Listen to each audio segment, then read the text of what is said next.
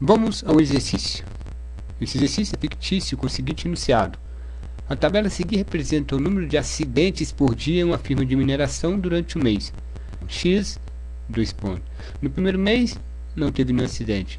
No segundo mês, registrou-se 2 acidentes. No terceiro mês, nenhum acidente. No quarto mês, um acidente. E assim foi até o 20º mês, que é o número de elementos que nós temos aqui. É pedido o seguinte: represente o conjunto de dados em row. Row, lembrando, é a ordenação da massa de dados. Então a gente vai ter x, 2 pontos, quantas vezes 0 aparece no conjunto de dados? 8 vezes. Então a gente vai ter aqui o 0 aparecendo 8 vezes. Quantas vezes 1 aparece na massa de dados? Aparece 5 vezes. Então 1. Quantas vezes o 2 aparece na massa de dados? 5 vezes.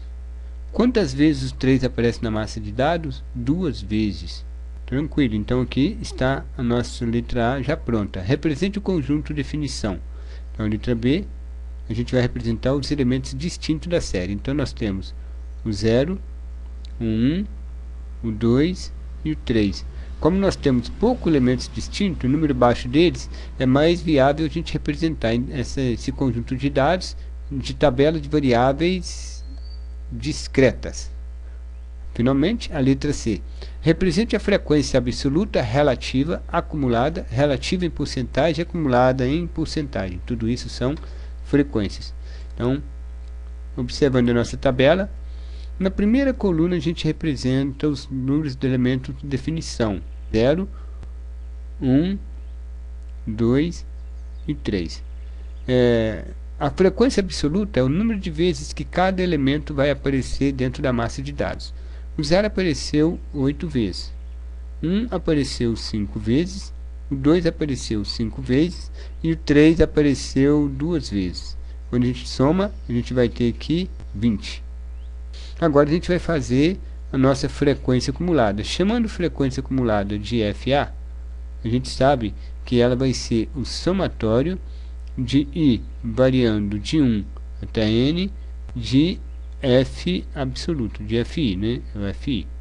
Nesse caso, quando o N ele vai variar de 1 até o último, nesse caso vai variar de 1 até N, mas só que quando o N assumir o valor 1, a gente vai ter então que a nossa frequência I vai ser igual ao somatório da frequência I de 1 até 1. Então, como é um elemento só, é só repetir o 8 aqui, correto? Beleza. Quando n é igual a 2, então a gente vai ter que o nosso FI aqui, ele vai assumir o seguinte valor, ó. Somatório de I indo de 1 até 2 de FI. O I primeiro vai ser quanto? 8. Então, o que a gente tem? Isso aqui vai ser igual a 8 mais 5, que é o primeiro e segundo, então é 13, beleza? Então a gente vem cá e coloca o 13 aqui. Finalmente aqui, né, ou seja, por n igual a 3, o que é que a gente vai ter? Já vou passar direto para baixo. A gente vai ter 8 mais 5 mais 5, esse resultado eu vou colocar aqui, é 18. Finalmente, para o n igual a 4, a gente vai ter 8 mais 5 mais 5 mais 2, que vai ser igual a 20, beleza? Tranquilo. Então esse aqui vai ser a nossa frequência acumulada. Como é que eu vou fazer para calcular então minha frequência relativa? A frequência relativa, que eu vou chamar de FR, vai ser igual a cada elemento, ou seja, o FI dividido pelo somatório dos FIs. Okay? Então, nesses termos nós vamos ter que a frequência relativa 1 vai ser igual a 8 dividido por 20, que vai ser igual a 0,4. A frequência relativa 2, então o que acontece? Eu chego aqui e coloco aqui, ó, frequência relativa 1, 0,4. Frequência relativa 2 vai ser igual a 5 dividido por 20, que vai ser igual a 0,25. Então, eu chego aqui e coloco aqui 0,25. 25. Depois a gente tem a frequência relativa 3, que vai ser igual a 5 dividido por 20, igual ao outro, né? Repete aqui, então que eu repito o 0,25. E finalmente eu vou ter o 2 dividido, a frequência relativa 4, vai ser igual a 2 dividido por 20, que vai ser igual a 0,1. Então, nesse último aqui, eu tenho a frequência relativa de 0,1. Quando a gente soma, é claro, ele tem que fechar com 1. Então, 0,4 mais 0,1 vai ser 0,5 mais 0,5, então aqui vai ser 1,00. Finalmente, nós temos a frequência relativa em porcentagem. Vai ser só multiplicar esse valor aqui por 100. Então, temos que a frequência relativa em porcentagem, vai ser a frequência relativa vezes 100. Então, só precisa multiplicar tudo aqui por 100. 0,4 vezes 100 vai ser 40%, 25%, 25% e 10%. Somando tudo isso aqui, a gente vai ter 100%. Se não fechar, alguma coisa está acontecendo. A frequência relativa em porcentagem, preciso primeiramente, né, calcular a frequência acumulada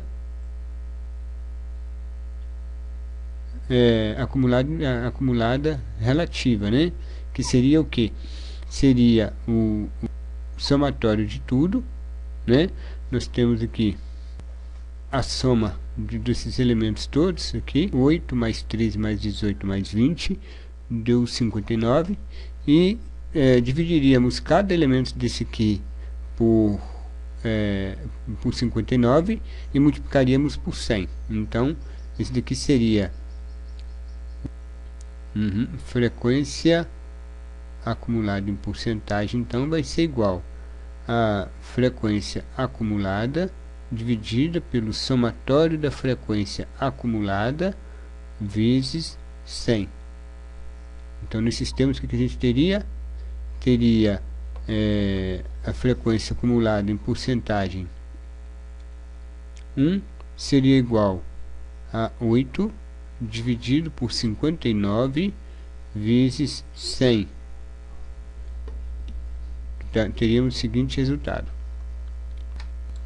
Vai dar então que 13,56. O próximo então vai dar 13 dividido por 59 vezes 100, 22,03.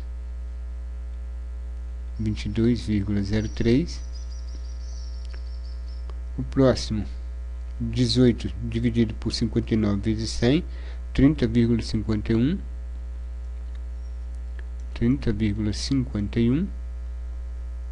O próximo, 20 dividido por 59,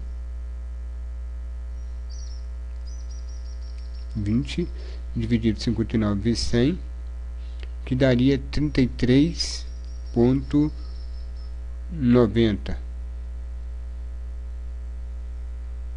33,90. Quando a gente soma tudo isso aqui, nós vamos ter 13,56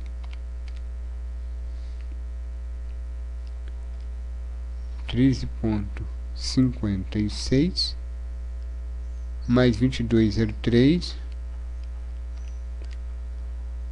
mais 30,51 mais 33,90, que fecha com 100% aqui, como era previsto. Então, se fechou, está certinho. Então, dessa forma, nós temos a nossa tabela formada. Entre tantos exercícios, eu vou deixar esse aqui para vocês fazerem, viu? Então, os passos para a gente resolver esse tipo de exercício também vão estar aqui. A primeira coisa que a gente faz é organizar os dados brutos em Hall. A segunda, organizar a segunda coluna da frequência absoluta, né? Colocar a frequência absoluta no local delas. Segundo, somar as frequências absolutas para ver o total. Terceira, dividir cada frequência absoluta pelo total para a gente obter a frequência relativa. Quinta, multiplicar o resultado do passo anterior por 100, frequência relativa em porcentagem, e usar esse resultado no quinto passo para obter a soma acumulada. Mais uma vez, a gente deve optar pela representação de uma série estatística como variável discreta quando o número de elementos for pequeno, um número de elementos distinto, né? Pode esquecer disso não. Observemos este exemplo aqui. Vejam só. O diretor de uma turma reúne regularmente com os encarregados da educação para lhe dar informações, entre os quais a relacionada com a assiduidade dos alunos. No final do primeiro período, o diretor da turma fez um levantamento das faltas dadas pelos alunos, obtendo os seguintes dados: 20250134014 e assim vai até o último aluno. Nós temos aqui 4, 1, 2, 3, 4, ok, 4 vezes 7, 28, então nós temos 28 alunos analisados. Pretende-se organizar a informação de modo a identificar facilmente a resposta à questão do tipo: quantos alunos deram exatamente 4 faltas, ou seja, tiveram exatamente 4 faltas? Quantos alunos tiveram menos de 4 faltas? Então, 3 é menos de 4 faltas, lembre-se disso. Qual é a porcentagem de alunos em que o número de faltas não excedeu a 3? Ok? Então, a resolução, só para a gente ter uma ideia aqui do exercício interessante. Uma possível organização consiste em construir uma tabela de frequência absoluta e relativa, como se indica a seguir. Então, nós temos aqui os números dos elementos distintos aqui, né? Ou seja, o conjunto de definição, que nesse caso é o número de faltas, 0, 1, 2, 3, 4, 5, até 5. Depois nós tivemos a frequência absoluta. O 0 apareceu no conjunto de dados 8 vezes, o 7 apareceu, 1 apareceu 7, 2 apareceu 5, 3, 3, 4, 3 e 5 apareceu 2 vezes. Beleza? Então, obteve a frequência absoluta acumulada, como repetindo 8, somando 8 com 7, dá 15. Depois o 15 vai somar com 5, dá 20. 20 vai somar com 3, dá 23. 23 vai somar com 3, 26. E 26 vai somar com 2, vai dar 28. Exatamente o número de alunos que nós temos. Então, essa foi a frequência absoluta acumulada. Logo depois nós tivemos a frequência relativa. Nós sabemos que a massa de dados é 28, então nós vamos ter 8 dividido por 28, nós vamos ter 7 dividido por 28, 5 por 28, até que o 2 seja dividido por 28. Ok? Então a gente vai ter a resposta desse aqui. Aí, logo depois que a gente obteve isso aqui, a gente vai obter a frequência relativa acumulada. Como vai ser? A gente vai pegar 8 dividido por 28 e vai somar, e vai repetir aqui. Depois, esse 8 dividido por 28 vai somar com a linha de baixo. Então, 8 sobre 28, 7 sobre 28, 15 sobre 28. E assim a gente vai somando o resultado a cada uma delas. Então, na terceira linha, 20 sobre 28, 23 sobre 28, 26 sobre 28, até que a soma de tudo gere 1. Ok? E depois a gente vai ter a frequência acumulada em porcentagem. Então, nós temos o 28, né? Daqui deu o resultado, esse aqui deu 28, depois deu 56, esse mais esse que deu 56, esse mais esse deu 71, até que ele fecha com 100%. Agora que a gente já sabe fazer essa tabela, responder as questões. Em relação à questão 1, por observação da tabela, conclui-se de forma imediata que 3 alunos deram exatamente 4 faltas, ou seja, 3 alunos tiveram 4 faltas. Isso é observação direta aqui da tabela, ó. 1, 2, 3 alunos tiveram 4 faltas. Observação direta. Para responder a questão 2, é necessário somar o número de alunos que deram 0 faltas, que tiveram 0 faltas, 1 falta, 2 faltas e 3 faltas. Ou seja, a questão 2 vai ser todos os alunos que tiveram de nenhuma falta até 3 faltas. Então, isso vai ser o quê? Vai ser a nossa tabela de frequência acumulada, que é assim, ou seja, é só vir nessa linha aqui, verificar.